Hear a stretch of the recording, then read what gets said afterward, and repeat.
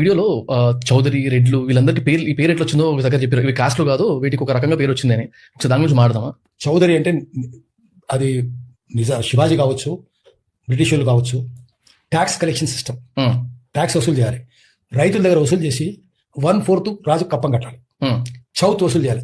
చౌత్ అంటే 10% of the crop.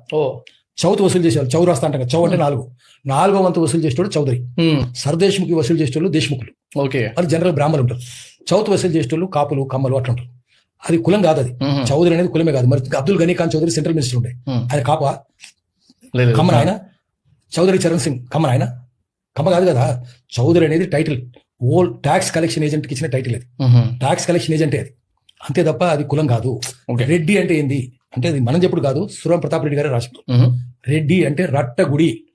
రట్ట కన్నడలో భాషలో రట్టగుడి అంటే భూమిని గుత్తకు తీసుకున్న వాళ్ళు, భూమి కుత్తేదారు, ల్యాండ్ కాంట్రాక్టర్. సో రట్టగుడి, రట్టుడి, రెడ్డి అయింది. రెడ్డి బై రెడ్డి అయింది.